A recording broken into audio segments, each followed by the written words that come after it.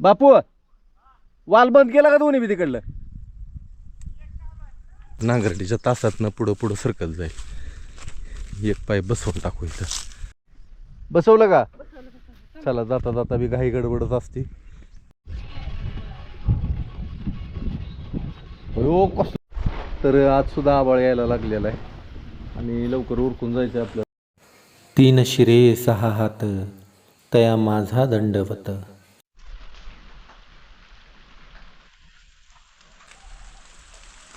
सकाळचे वाजलेत आता 7:15 ते 7:30 आणि सकाळ सकाळ पाऊस यायला लागला. आवाळ आले वर टिपकं टिपकं पडायला लागले. ते टिपकं पडायला लागलं तसं डॉन येऊन इथं बसला. ना मात्याला वास घेऊन सांगतोय की माझी जागा आहे इथं. मनी मला म्हणते की मला खायला टाक. तिचं लक्ष सगळं त्या पिशवीकडे आहे वरच्या अडकवलेल्या. म्हणे काय पाहिजे तुला? त्यातनं मधनं पिशवीकडे बघणार आहे. बघा बघितलं. काय पाहिजे तुला?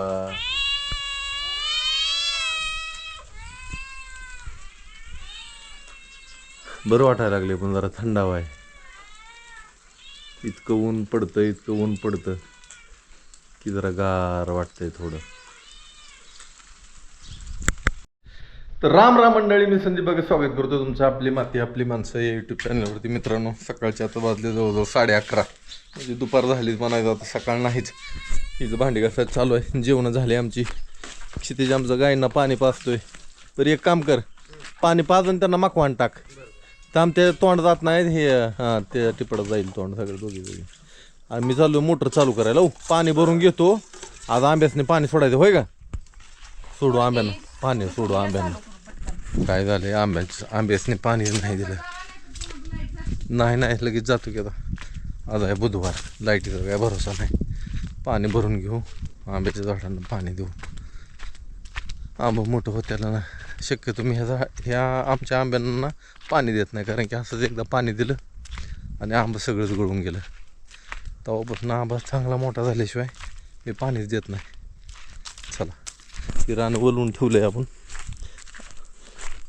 आता ह्याच्यात लावून काढायचं सगळं आपल्याला. किळा नाही तर खुरपा आणावं लागतं. तुला काढून देतो. वरचंच आहे, काढू आपण. आंब्याच्या झाडाला पाणी द्यायची काहीतरी व्यवस्था करावं लागेल. पाणीच नाही लय दिवस झालं. म्हणलं शेवटाला तरी एक पाणी द्यावं म्हणजे आंबा जरा मोठं होत्याला. इथं टी आहे, इथनं उघडलं तरी चालतंय. एक पाईप बसवून पुढं ढकलून दिलं पाणी तरी नारळ हे नांगरटीच्या तासातनं पुढं पुढं सरकत जाईल. एक पाईप बसवून टाकू इथं. तिथनं एक पाईप बसवला की तिथं जाईल. तिथनं जाईल हळूहळू. बापू वाल बंद केला का दोन्ही बी तिकडलं? एक चालू आहे काय? मिरचीचा बंद करते बी. मला बंद केलं की सांग. केला बंद त्याने वाल. ए पाणी येत आहे का वर आता आंब्याला? यायला लागलं काय? काय म्हणते काय माहिती. काय म्हणते?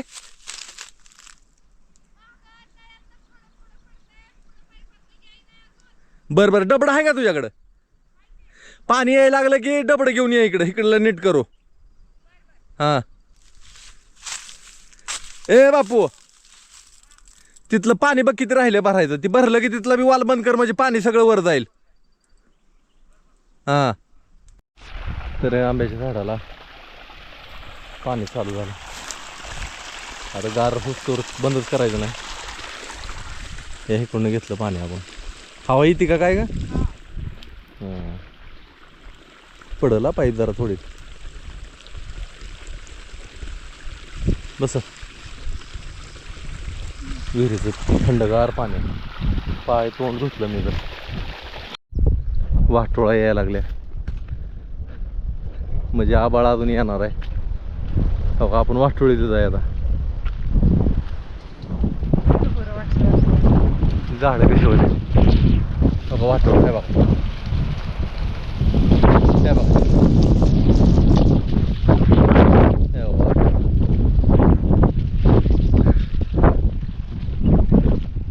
बसवलं का चला जाता जाता बी घाई गडबडच असते ही तागावर पाणी घेतलं आता कधी कधी जायची जाऊ जाऊ दे लाईट ताक तरी हळूहळू गार होईल आता आम्ही तिघ जण तर निघालोय यार फोन कोणाचा वाजतोय का नाही नाही ना चला चला बसा तर मंडळी आम्ही निघालोय आता लवळा कारण की ते काल तोडलेल्या कैऱ्या आपल्याला फोडायच्या ते सगळ्यांनी मिळून फोडल्या तर मग होईल नाही तर होणार नाही किंवा एकट्या दुकट्याचं काम नाही भर ऊन झालंय कारण बाकीची कामं उरकायलाच ऊन होतंय इथंच आपल्याला जेवणं खावणं परत आता आंब्याला पाणी दिलं सकाळी ह्यांचा एक गावाकडची वाटवर व्हिडिओ झाला त्याच्यामुळे उशीर झाला ते हात्या घेतला का एक चला तिथं लाईट आहे का बघा म्हणजे त्याला धार लावायला त्यांची सांगितलंय का त्यांनी म्हणले ते बरं बरं बरं चला काहीतरी राहिलं त्याच्यामुळे दोघं बी गेली माघारी आता घेऊन येतील मी बसलो इथं झाडाखाली आता गडीवर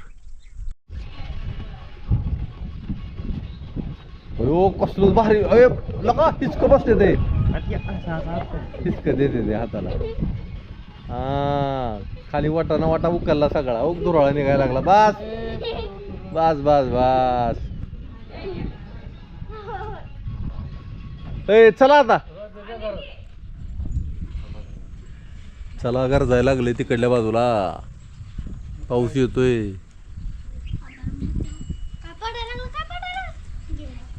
इकडं असं वाळू घातलंय काय हा बरं केलं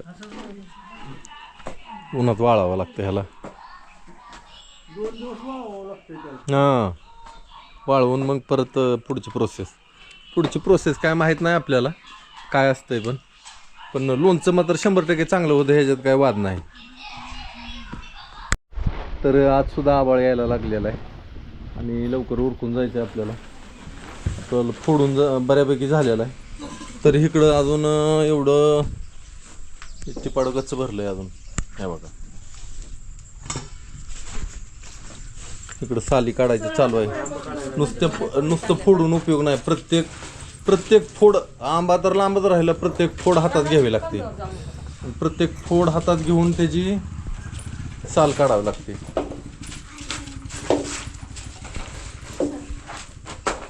हा तसं ते मधलं काढावं लागतंय ते तर ते आंबा टिकतो ना तर टिकत नाही आंबा आता इथं फोडी पसरून ठेवायचं चालू आहे हडकलं आता ऊन तर गेलं आता संध्याकाळची वेळ आणि उद्याच्याला परत टाकावं लागेल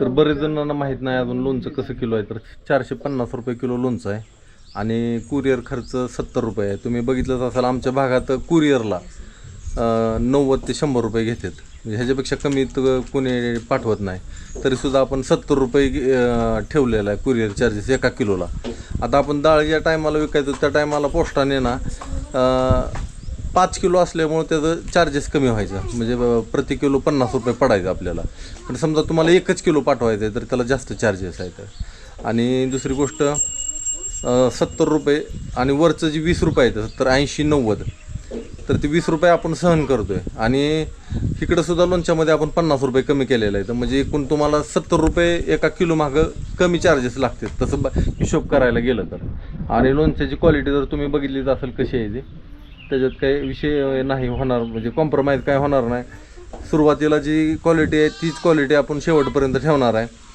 आणि लोणचं आपलं ह्याच्या आधी पण आपण बनवलेलं आहे आणि त्याच पद्धतीनं म्हणजे घरी खाण्यासाठी जी बनवलेलं लोणचं त्या पद्धतीनंच आपण लोणचं बनवलेलं आहे विकायसाठी आपण बनवलेलं नाही ह्याच्यात जास्त काय आपल्याला राहणार नाही पण उन्हाळ्यात करायचं आहे काय त्याच्यामुळं आपण हे चालू केलेलं आहे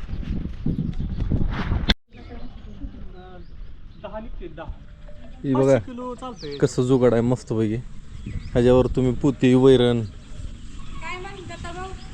सगळं ठेवून आणायला जमतं हे ट्रॅक्टरला आपल्याला सुद्धा असलं करावं लागतं एक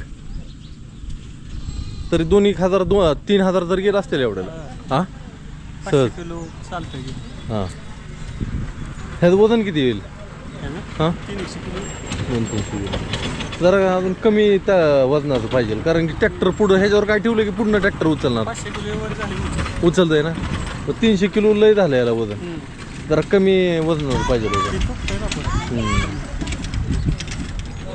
चालतं आता काय वैरण आणायची का बरं बरं गावाकडं सगळ्यात जास्त आनंद म्हणजे रस्त्याने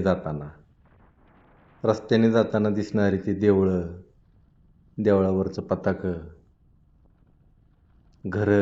घरापुढं बांधलेल्या गायी अंगणात बाया सडा टाकत असते त्या जरा पुढं गेलं की निळी फळी आबाळाची उठलेली असते त्या आबाळाच्या फळीकडे बघत बघत एखादी ईज कडाडतीन काळजात धास करते